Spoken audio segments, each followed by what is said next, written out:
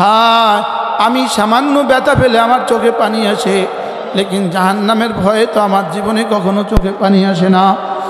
আব্বার মৃত্যুতে আমার চোখে পানি আসলো, লেকিন নিজের মৃত্যুর চিন্তায় কেন চোখে পানি আসে না? আম্মার মৃত্যুতে পানি আসলো, লেকিন নিজের মৃত্যুর চিন্তায় কেন পানি আসলো না? হ্যাঁ, মায়ের মৃত্যুতে যদি আপনি 1 কিলো কান্না করেন 2 আনার কোনো দাম নাই। নিজের মৃত্যুর চিন্তা যদি 1 ফোঁটা কান্না করেন, সঙ্গে সঙ্গে জাহান্নাম চিরদিনের জন্য হারাম। হ্যাঁ, যেটা করলে লাভ সেটা করলাম না। হ্যাঁ, আরেকজনের চিন্তায় কত কাঁদলাম, লেকিন নিজের চিন্তায় নিজেকে নিজে ভুলে গেলাম, নিজেকে নিজে ভুলে গেলাম। এই জন্য নিজেকে নিজে বাঁচান। কু আনফুসাকুম ওয়া আহলিকুম নারা, নিজেকে নিজে জাহান্নাম থেকে বাঁচান, নিজের সন্তানদেরকে জাহান্নাম থেকে বাঁচান, নিজের বিবি বাচ্চাদেরকে জাহান্নাম থেকে বাঁচান। হ্যাঁ, জাহান্নাম শ্বশুর বাড়ি না, জাহান্নাম মামার বাড়ি না, জাহান্নাম শুধু জাহান্নাম একটা শব্দ না, জিম হা নুন মিম, শুধু একটা শব্দ না। ওয়াকুদুহান নাসু ওয়াল হিজারা, যে জাহান্নামের ইন্ধন হবে মানুষ আর পাথর। বাক্য না, এটা কোনো তর্জমা না, এটা কোনো ছবি না, এটা কোনো সিনেমা না। হ্যাঁ, ওয়াকুদুহান নাসু ওয়াল হিজারা। মা যখন দেখবেন আপনার বেনামাজি মেয়েটা জাহান্নামে পড়তেছে আর পড়তেছে, আহা আল্লাহ,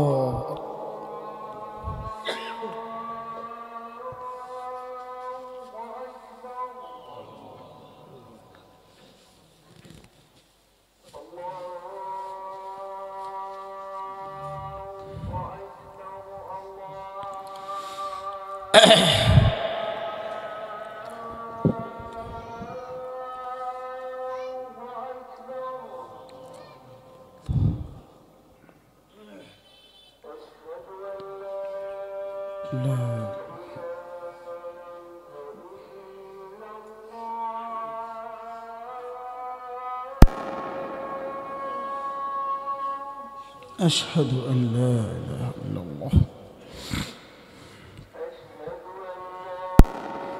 لا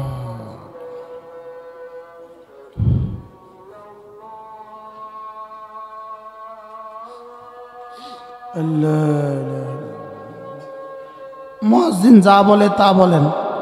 এখন থেকে যখনই আজান শুনবেন, মুয়াজ্জিন যা বলবে তা বলবেন। এক মসজিদের আজানের জবাব দিলেই হবে, আশহাদু আন্না মুহাম্মাদুর রাসূলুল্লাহ।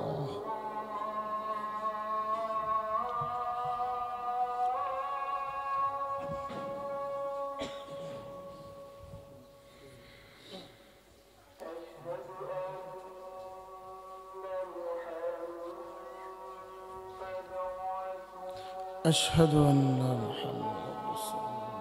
اللهم صل على محمد. اللهم رب هذه الدعوة التامة والصلاة القائمة آت محمدا الوسيلة والفضيلة وابعثه مقاما محمودا الذي وعدته وارزقنا شفاعته يوم القيامة إنك لا تخلف الميعاد. حديث পাক রাসূল করিম সাল্লাল্লাহু তাআলা আলাইহি ওয়াসাল্লাম ইরশাদ করেন, মুয়াজ্জিন যখন আজান দেয় তখন মুয়াজ্জিন যা বলে তোমরাও তা বলো। আর হাইয়া আলাস সালাহ হাইয়া আলাল ফালাহর জবাবে লা হাওলা ওয়ালা কুওয়াতা ইল্লা বিল্লাহ বলো। এরপরে আমার উপরে দুরূদ শরীফ পড়ো। এরপরে যে এই দোয়াটা পড়বে, আল্লাহুম্মা রাব্ব হাযিহি দাওয়াতি তাম্মা মান সাআলাল্লাহ লিয়াল ওয়াসিলা, যে দোয়াটা পড়বা ওয়াজাবাত খুল্লাত লাহু শাফাআতি, তার জন্য আমার সুপারিশ ওয়াজিব হয়ে গেল। এজন্য মা বোনরা আজকে এই আমলটা নিয়ত করেন ইনশাআল্লাহ। প্রতিদিন আপনি যেখানেই থাকেন, যে জায়গাতেই থাকেন, আজান হওয়ার সঙ্গে সঙ্গে আজানের জবাবে মুয়াজ্জিন যা বলে তা বলবেন। এরপরে দুরূদ শরীফ পড়বেন, এরপরে দোয়াটা মুখস্থ করে দোয়াটা পড়বেন ইনশাআল্লাহ। আল্লাহ তৌফিক দান করেন। তো কি বলছিলাম বলেন, আমার মেয়ে জাহান্নামে পড়তে থাকবে, পুড়তে থাকবে। আচ্ছা বলেন তো তখন হৃদয়ের হালত কি হবে? কি হয়? এজন্য মা বোনরা যারা আসছেন প্রত্যেকে আজকে থেকে নিয়ত করেন যে ইনশাআল্লাহ আজ থেকে নামাজ ছাড়ব। প্রত্যেকে নিয়ত করেন আজ থেকে নামাজ ছাড়ব না। যে নামাজ পড়ে না, ইচ্ছাকৃতভাবে নামাজ ছেড়ে দিলে সে কাফের। বলেন ইচ্ছাকৃত নামাজ ছেড়ে দিলে কাফের। বলেন মান তারাকা সলাতা মুতাআম্মিদা, ইচ্ছাকৃতভাবে নামাজ পড়ে না, ইচ্ছাকৃতভাবে নামাজ ছেড়ে দেয় সে কাফের। ইচ্ছাকৃত নামাজ ছেড়ে দিলে কাফের। বলেন, আবার বলেন, ইচ্ছাকৃত নামাজ ছেড়ে দিলে কি? কোনো মোমেন ইচ্ছাকৃত নামাজ ছাড়তে পারে না। কোনো মোমেন ইচ্ছাকৃত নামাজ কি? ইচ্ছাকৃত নামাজ ছাড়তে পারে না। নামাজ আমার জীবনের সব সমস্যার সমাধান। বলেন, নামাজ আমার জীবনের সব সমস্যার কি? সমাধান। নামাজ বান্দার আল্লাহর মধ্যে সেতু বন্ধন। নামাজ বান্দার আল্লাহর মধ্যে কি? সেতু বন্ধন। নামাজ সরাসরি বান্দাকে আল্লাহ পর্যন্ত পৌঁছিয়ে দেয়। নামাজ আমার জীবনের, আমার দুনিয়ার, আমার কবরের, আমার হাসরের, আমার মিজানের, আমার পুলসরাতের, আমার জান্নাতের সমস্ত সমস্যার সমাধান নামাজ। বলেন, আমার জীবনের সমস্ত সমস্যার সমাধান কি? এই জন্য ওয়াস্তাঈনু বিস-সাবরি ওয়াস-সালাহ, নামাজ দিয়েই সাহায্য চাও। নামাজ দিয়ে সাহায্য চাওয়া মানে নামাজ পড়ে যদি তুমি দোয়া নাও করো, ইয়াকা না'বুদু ওয়া ইয়াকা নাস্তাঈন, আল্লাহ আমি ইবাদত করছি তোমার এবং তোমার কাছেই সাহায্য চাই। তাহলে আমার জীবনের সমস্ত সমস্যার সমাধান আমার নামাজ। বলেন, আমার জীবনের সমস্ত সমস্যার সমাধান কি? আমার নামাজ। এই জন্য আমাদের খুলনার হজরত ওয়ালা দামাত বারাকাতুহুমুল আলিয়া হজরত বলেন যে 4 নিয়তে প্রতিদিন 2 রাকাত নামাজ পড়ো। কমপক্ষে 2 রাকাত নামাজ পড়ো। কয় নিয়তে? 4 নিয়তে। এর অর্থ কি? ফরজ ওয়াজিব সুন্নতে মুআক্কাদা বাদ দিয়া কি 4 নিয়তে 2 রাকাত নামাজ পড়ো।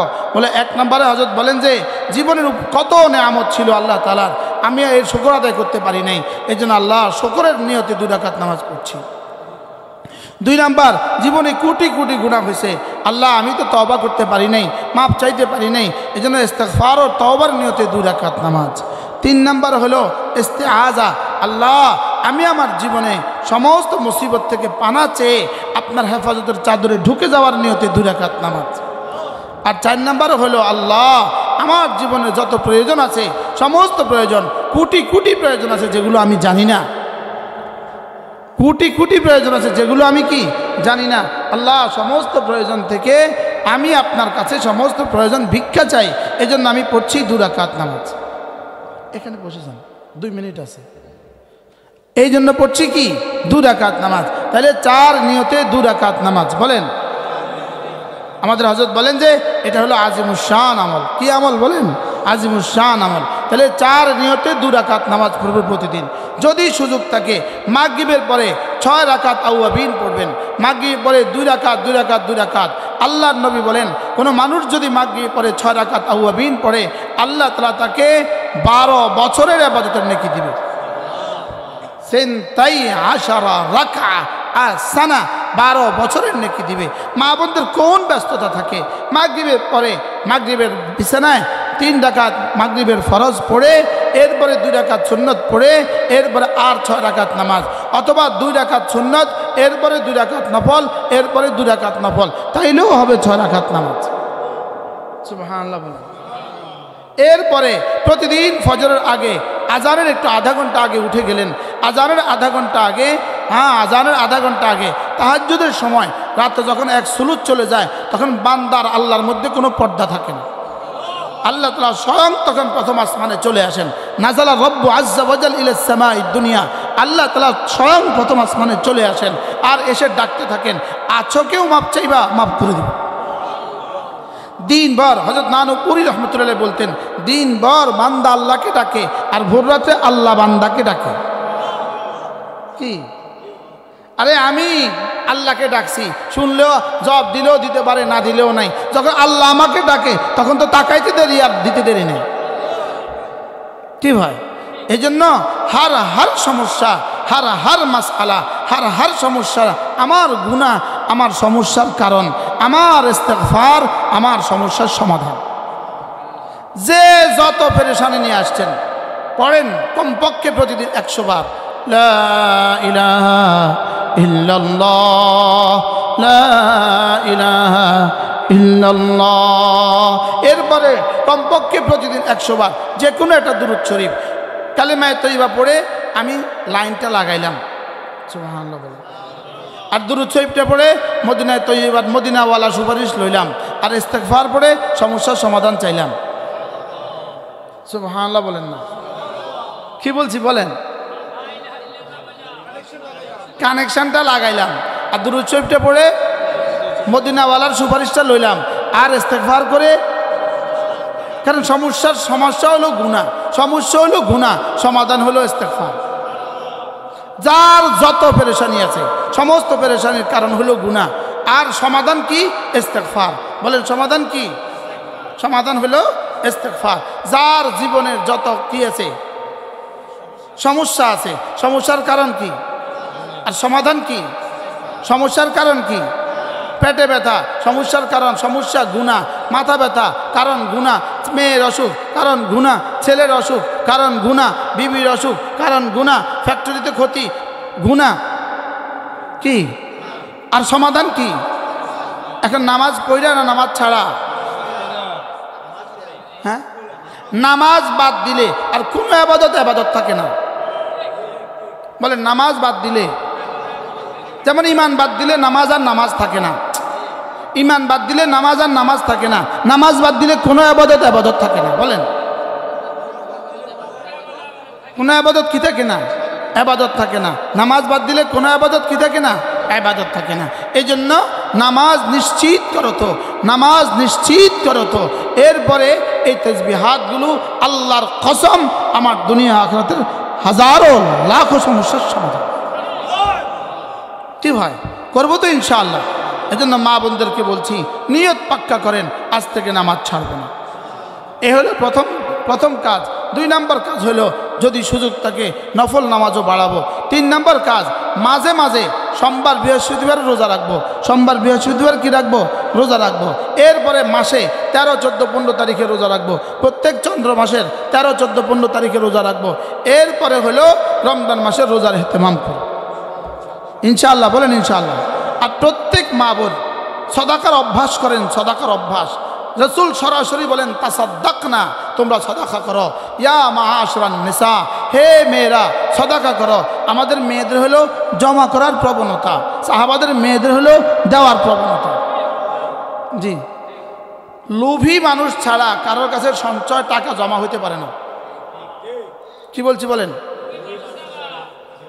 টাকা কি হইতে পারে না? বলেন জমা হইতে পারে না। থাক, প্রসঙ্গ আরেক দিকে চলে যায়। 5টা বদ অভ্যাস থাকলে তার কাছে টাকা জমা থাকে। কয়টা? বা তিনি 5টা রোগ থাকলে তার কাছে টাকা জমা থাকে। কয়টা রোগ? আচ্ছা আরেকদিন কোন না,